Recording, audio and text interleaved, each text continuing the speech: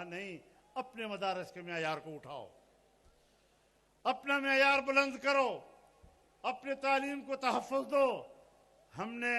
ہم اگر عصری علوم کے اگر ہم عصری علوم کے دشمن ہوتے تو ہم اس صوبے میں مزید یونیورسٹیاں بنانے کو فروغ نہ دیتے، مزید کالجز بنانے کو فروغ نہ دیتے، اور ہم اسکولوں میں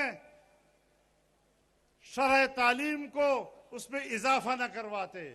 ہم نے تو یہاں ہر قسم کے علوم کو تحفظ دیا ہے۔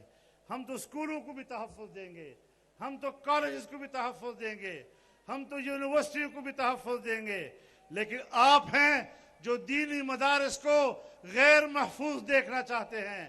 کیوں دیکھنا چاہتے ہیں؟ تم بھی تو اسی مدرسوں میں قرآن پڑھے ہوئے ہو، لیکن امریکہ آقا کو تم ناراض نہیں کر سکتے۔ میں بتانا چاہتا ہوں کہ جس طرح ہم اسکول کی حفاظت کرنا جانتے ہیں، ہم دینی مدرسے کی حفاظت کرنا بھی جانتے ہیں۔ اور تم لگا لو اپنا زور، لگا لو اپنا زور۔ میرا دینی مدرسہ کل بھی تھا، آج بھی ہے، اور انشاءاللہ آئندہ بھی رہے گا۔ اور تم چیختے، چلاتے، آنسو بہاتے، کڑت کڑت کرتے کرتے مر جاؤ گے، لیکن مدرسہ زندہ رہے گا۔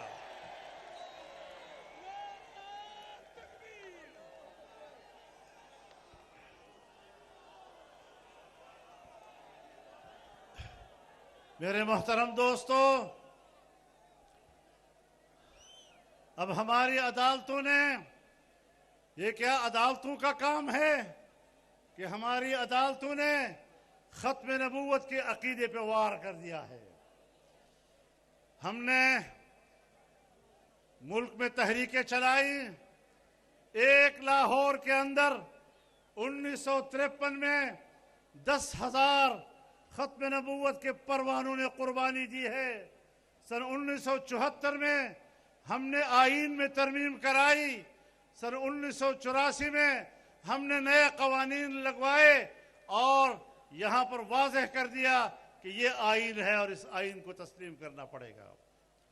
میرے بھائیوں، تعجب کی بات یہ ہے کہ قادیانی جو پارلیمنٹ کے ذریعے سے غیر مسلم ہیں، علماء نے تو تمام مکاتب فکر نے اس پر اتفاق کیا کہ یہ غیر مسلم ہیں، لیکن پارلیمنٹ نے بھی کہا کہ یہ غیر مسلم ہیں۔ اب دنیا کہتی ہے تم ان کو غیر مسلم کیوں کہتے ہو؟ میں انہیں کہنا چاہتا ہوں کہ وہ ہمارے پورے امت مسلمہ کو کافر کہتے ہیں۔ امت مسلمہ کو اگر کوئی کافر کہے، اس کو تو آپ یہ نہیں کہتے کہ آپ پوری امت کو کافر کیوں کہہ رہے ہیں، لیکن جو کافر ہے ان کے بارے میں کہتے ہو کہ آپ ان کو کافر کیوں کہہ رہے ہو۔ اسمبلی میں جب بحث ہو رہی تھی تو میرے والد صاحب نے سوال کیا کہ مرزا صاحب، اگر کوئی غلام محمد قادیانی پر ایمان نہ لائے تو کیا وہ مسلمان ہے یا کافر؟ تو اس نے کہا کافر ہے۔ مفتی صاحب نے پوچھا کہ اگر حضرت ابوبکر صدیق رضی اللہ تعالی عنہ آج تک زندہ ہوتے اور وہ اس پر ایمان نہ لاتے، اس کے بارے میں کیا کہتے ہو؟ تو کہا پھر وہ بھی کافر ہوتا۔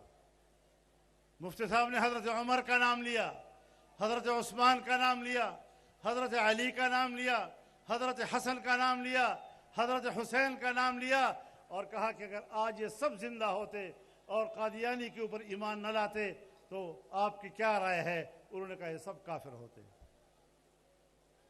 آپ بتائیں مجھے کہ اس قسم کے فتنے کو ہم پر دوبارہ مسلط کیا جا رہا ہے اور ہماری عدلیہ ان کی پشت پناہی کر رہی ہے، تو میرے محترم دوستو، ابھی جو تازہ فیصلہ ان کا آیا ہے اس پر ہم نے آل پارٹیز کانفرنس بلائی، میری صدارت میں ہوا، اور طے ہوا کہ کورٹ میں دوبارہ جائیں، حکومت جائے اور حکومت جا کر نظر ثانی کی اپیل کرے۔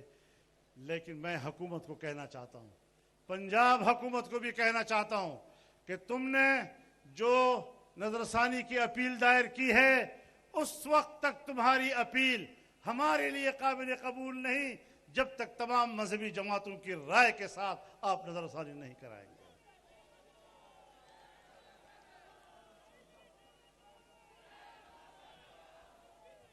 میرے محترم دوستو،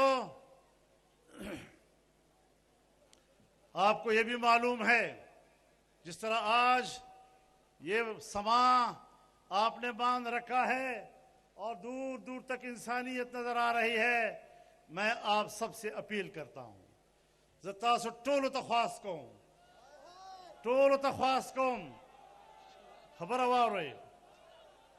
واورئ ما تاسو ټولو ته یو اپیل ده چې په 9 ستمبر باندې په 9 ستمبر باندې د راتلونکې میاشتې په 9 ستمبر باندې د سن 1974 د فیصلې یوم فتح مناو کیږي، گولڈن جوبلی مناو کیږي، 50 کال پوره کیږي او په 7 ستمبر 2024 باندې په لاهور کې تمام پاکستان یو ځای کیږي. د دغه عقیدې تحفظ دپاره ټول بچو که نه بچو؟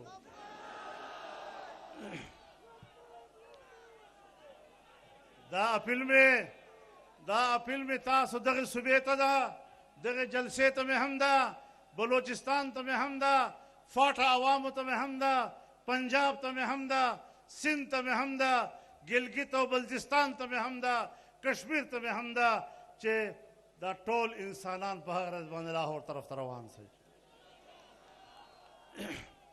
موږ د نبي علیه الصلاة والسلام د نبوت او د ده د ختم نبوت واک دغسې خلکو ته په لاس نسو ورکولی. انشاءاللہ په خپله به حفاظت کو اور 7 ستمبر 2024 جب لاہور میں پورا پاکستان اکٹھا ہوگا تو قادیانی کیا ان کے تمام ہم نوا ان کی کمر توڑ کر کے رکھ دیں گے.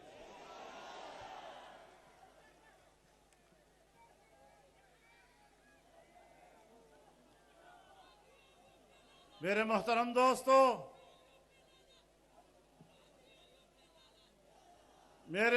دوستو، آج یہودی دنیا، اسرائیل کے صہیونی، انہوں نے ہمارے بیت المقدس پہ قبضہ کیا، مسجد اقصی پہ قبضہ کیا ہے، اور آج اکتوبر سے لے کر آج تک 40,000 سے زیادہ فلسطینی، بے گناہ فلسطینی جو جنگ نہیں لڑ رہے وہ شہید ہو چکے ہیں، جس میں اکثریت بچوں کی ہے، ہمارے ماؤں بہنوں کی ہے، بوڑھوں کی ہے، اور 40,000 تو وہ ہیں جن کو فلسطینی اپنے ہاتھ سے دفنا چکے ہیں. 10,000 سے زیادہ شہداء آج بھی ملبوں کے نیچے دبے ہوئے ہیں، جن کو نہ کفن نصیب ہو رہا ہے اور نہ قبر نصیب ہو رہی ہے. تو میرے محترم دوستو، آئیں ہم عہد کریں اور کھل کر علل اعلان کہیں، امریکہ کو بھی بتائیں، یورپ کی بھی بتائیں، اور اسلامی دنیا کے خاموش حکمرانوں کو بھی بتا دیں جو مسلمانوں کی ان قربانیوں پر خاموش اور گونگے بنے ہوئے ہیں، جن کی زبانیں گونگ ہو چکی ہیں، جن کی غیرت و حمیت اب مر چکی ہے. ان کو بھی بتائیں کہ دنیا امت مسلمہ اپنے فلسطینی بھائیوں کے شانہ بشانہ کھڑی ہے. ہم ان کے لیے اور کچھ نہیں کر سکتے، ہم جا کر ان کے شانہ بشانہ نہیں لڑ سکتے، لیکن یہاں سے ان کی حمایت میں آواز تو بلند کر سکتے ہیں. اور اگر کوئی خیرخواہ وہ مالی مدد کرنا چاہتا ہے وہ بھی ہمارے بس میں ہے. آپ سے اپیل ہے ان کے لیے کہ ان کی مدد کیجیے جو آپ سے ہو سکتا ہے. ہماری سیاسی حمایت ان کے ساتھ، ہماری اخلاقی حمایت ان کے ساتھ، اور اگر مالی مدد کی بس پڑے تو اس میں بھی کوئی کسر نہیں چھوڑیں گے.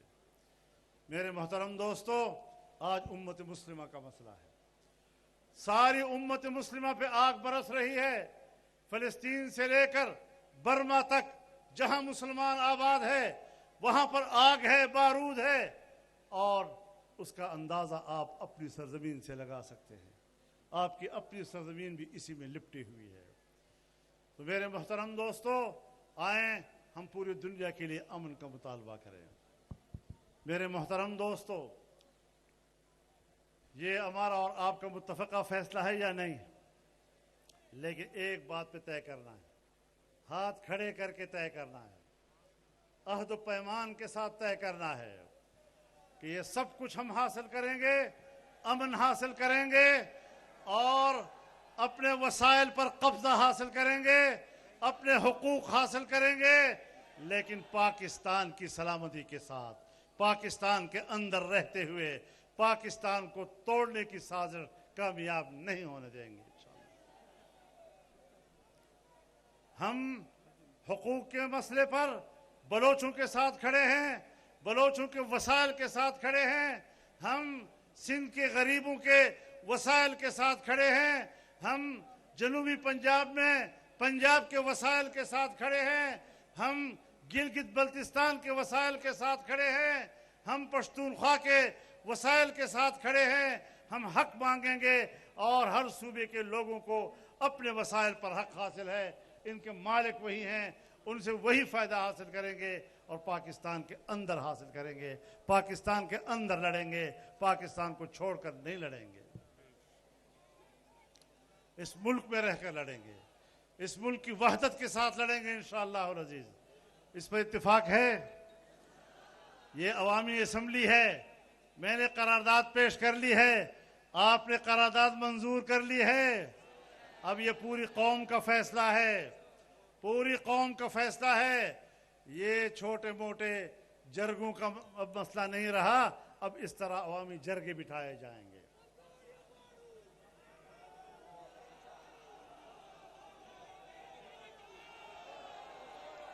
انشاءاللہ حق بغواړو او په زور یې غواړو انشاءاللہ۔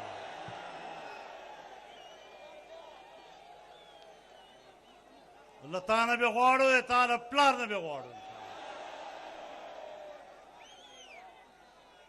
زه د خپل خاورې او د خپل خاورې حق هېڅکله تا ته نسم سپارلی، زما د خاورې وسایل به زما حق وي، دا به زما د بچو حق وي، د بلوچو د بچو حق به وي، د پنجاب د بچو حق به وي، د سند د بچو حق به وي، د ګلګت بلتستان د بچو حق به وي، او په هغې باندې زه یو مار چې ما په وسایلو باندې را چاپېره ده، دغه مار سر به ماتوو انشاءالله العزیز۔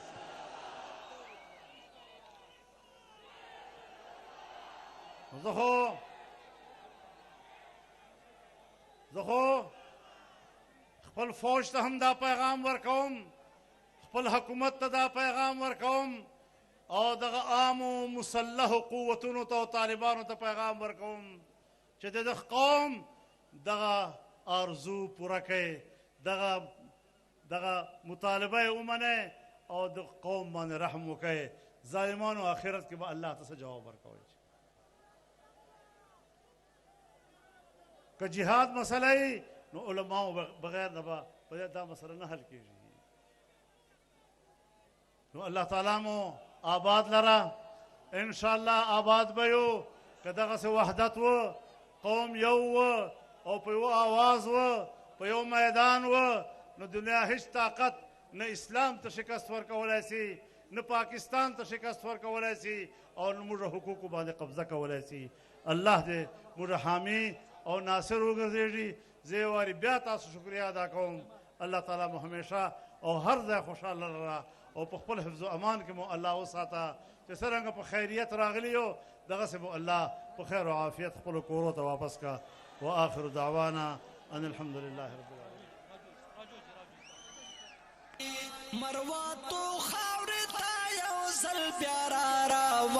شیخ صاحب نے گزارش تھا مولانا محمد انور صاحب نے شرح سے دعائی کلمات ادا کی اور شکریہ ادا کی۔ جناب شیخ الحدیث مولانا محمد انور صاحب۔